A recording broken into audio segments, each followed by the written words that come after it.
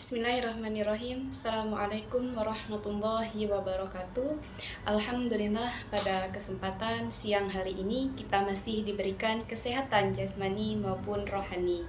Baiklah, di sini saya Nur Rahmah dengan NIM 2012001115. Saya semester 6 dari Prodi Pendidikan Agama Islam, Fakultas Tarbiyah dan Keguruan. Di sini saya akan memenuhi tugas ujian akhir semester saya dengan mata kuliah Usul Fiqh 2 dengan dosen pengampu Ibu Rina Juliana MPDI. Di sini saya akan membahas tentang istihsan. Nah, secara etimologis atau secara bahasa, ihtisan itu berasal dari kata kerja bahasa Arab, yaitu istahsana, yahtahsinu, istihsanan, yang berarti mencari kebaikan atau menganggap sesuatu itu yaitu baik. Nah, baik itu secara fisik, baik itu secara nilai, maupun keduanya. Ia merupakan bentukan dari kata hasuna yahsunu husnan atau hasanan, yang berarti baik atau bagus. Nah, maksudnya di sini adalah sesuatu yang dianggap baik dan bagus, yaitu arti lain dari ihtihsan adalah mengikuti sesuatu yang lebih baik atau mencari yang lebih baik untuk diikuti karena dia memang disuruh untuk itu. Dari pengertian secara etimologi, maka tergambar adanya seseorang yang telah menghadapi dua hal. Nah, yang mana keduanya itu dapat menetapkan untuk diambil yang salah satunya, karena dia dianggap lebih baik untuk diamalkan.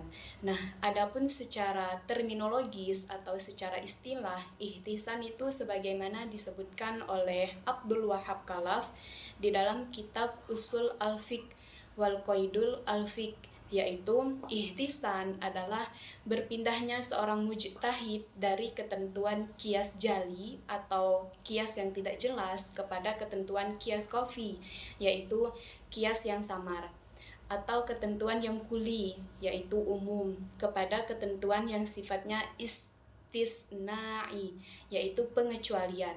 Nah, karena menurut pandangan mujtahid itu dia merupakan dalil atau alasan yang lebih kuat yang menghendaki perpindahan tersebut. Nah, dari pengertian tersebut jelas bahwa ihtisan itu terbagi menjadi dua, yaitu sebagai berikut. Yang pertama yaitu menguatkan kias kafi atas kias jali, yaitu dengan dalil. Nah, misalnya menurut ulama Hanafiyah bahwa wanita yang sedang haid itu boleh membaca Al-Quran berdasarkan ihtisan. Nah, tetapi haram menurut kias. Nah, sedangkan kias yaitu wanita yang sedang haid itu dikiaskan kepada orang junub dengan ilat sama-sama tidak suci. Orang junub haram membaca Al-Quran, maka orang yang haid haram membaca Al-Quran. Nah, sedangkan istihsan itu haid berbeda dengan junub, karena haid waktunya lama. Oleh karena itu, wanita yang sedang haid itu dibolehkan membaca Al-Quran, sebab bila tidak, maka haid yang panjang itu wanita tidak memperoleh pahala ibadah apapun. Nah, sedangkan laki-laki dapat beribadah setiap saat. Nah, sedangkan yang kedua yaitu pengecualian sebagai hukum kuli dengan dalil. Misalnya jual beli salam atau pesanan.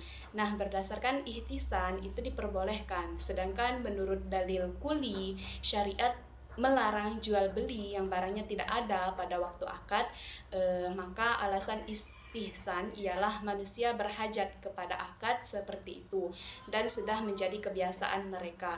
Nah, adapun definisi pengertian ihtisan itu menurut para ulama ahli fikih yaitu antara lain satu, menurut Al-Bazdawi yaitu ulama ahli usul fikih mazhab Hanafi mengatakan bahwa ihtisan itu adalah berpaling dari kehendak kias kepada kias yang lebih kuat atau penghususan kias karena ada dalil yang lebih kuat daripadanya. Kedua, yaitu menurut Abu Hanifah, istihsan itu adalah mengikuti sesuatu yang lebih baik atau mencari yang lebih baik untuk diikuti, karena memang disuruh untuk itu. Nah, sebelum kita melanjutkan materi atau pembahasan pada siang hari ini, alangkah baiknya kita bermain kuis terlebih dahulu. Kalau kau suka hati, tepuk tangan. Kalau kau suka hati, tepuk tangan. Kalau kau suka hati, mari kita lakukan. Kalau kau suka hati, tepuk tangan. Kalau kau suka hati, bilang hore, hore. Kalau kau suka hati, bilang hore, hore. Kalau kau suka hati, mari kita lakukan. Kalau kau suka hati, bilang hore, hore. Kalau kau suka hati, petik jari tidak bunyi. Kalau kau suka hati, petik jari tidak bunyi. Kalau kau suka hati, mari kita lakukan. Kalau kau suka hati, petik jari tidak bunyi. Kalau kau suka hati, semuanya hore, petik jari tidak bunyi.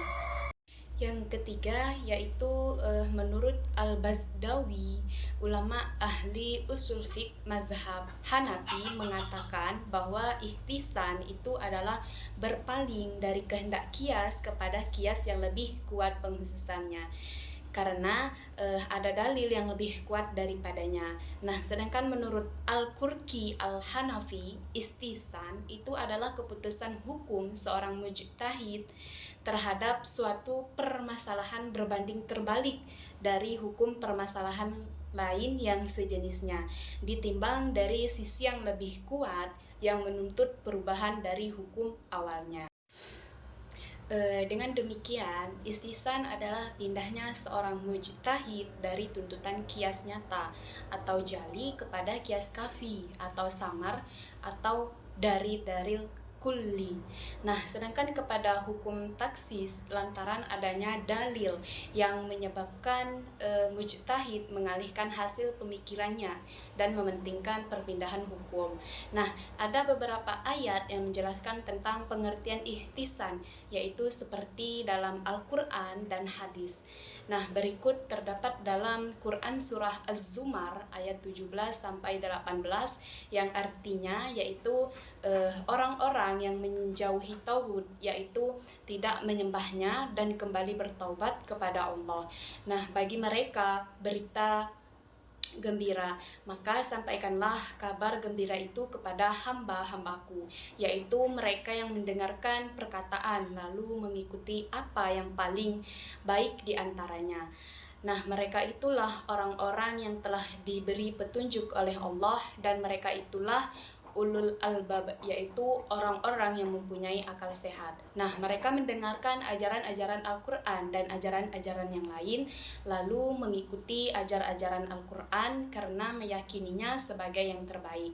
Nah, sedangkan terdapat dalam Az-Zumar ayat 18 yang artinya yaitu yang mendengarkan perkataan lalu mengikuti apa yang paling baik di antaranya. Nah, mereka itulah orang-orang yang telah diberi Allah petunjuk, dan mereka itulah orang-orang yang mempunyai akal. Nah, artinya segala sesuatu yang dianggap baik oleh orang-orang muslim maka dianggap suatu hal yang baik menurut Allah, yaitu hadis riwayat Imam Ahmad. Bagi ulama Malikiyah, teori ihtisan itu merupakan salah satu teori dalam mencapai kemaslahatan yang merupakan tujuan syarak dalam menetapkan hukum, yaitu seperti memelihara agama, memelihara jiwa, memelihara akal, dan lain sebagainya. Nah, sedangkan memelihara agama yaitu memelihara dan melaksanakan kewajiban keagamaan yang masuk peringkat primer. Nah, contohnya seperti melaksanakan sholat 5 waktu, itu adalah kewajiban bagi orang-orang muslim, yang mana terdapat dalam Al-Quran surah Al-Baqarah ayat 238. Bismillahirrahmanirrahim, yang artinya peliharalah semua salat atau fardu dan salat wusta, dan berdirilah karena Allah dalam salat dengan khusyuk. Sedangkan menurut pendapat yang masyhur, sholat wusta itu adalah sholat asar, yaitu memelihara jiwa, yaitu untuk memenuhi kebutuhan pokok berupa makanan untuk mempertahankan hidup, yang mana terdapat dalam Al-Quran Surah Al-Ma'idah ayat 32. Jadi, dari pembahasan di atas dapat kita pahami bahwa ihtisan itu merupakan salah satu metode istinbat hukum dalam fikih Islam, yang berarti memilih pendapat yang lebih baik meskipun pendapat itu tidak didasarkan pada dalil yang jelas di dalam Al-Quran dan As-Sunnah. Baiklah, mungkin hanya sekian pembahasan materi pada siang hari ini mengenai ihtisan. Kita akan melanjutkan yaitu ke hari-hari yang berikutnya. Sebelum kita akhiri pembelajaran pada siang hari ini, alangkah baiknya kita sama-sama beristighfar terlebih dahulu. Astaghfirullah Rabbal baroya, astaghfirullah minal khotoya, astaghfirullah Rabbal baroya, astaghfirullah minal khotoya. Mungkin cukup sekian pembahasan kita pada materi siang hari ini. Sebelum kita akhiri, alangkah baiknya kita membaca hamdalah terlebih dahulu. Alhamdulillahirabbil alamin. Semoga materi pada siang hari ini bermanfaat untuk kita semua. Saya akhiri dengan wabillahi taufik wal hidayah. Wassalamualaikum warahmatullahi wabarakatuh.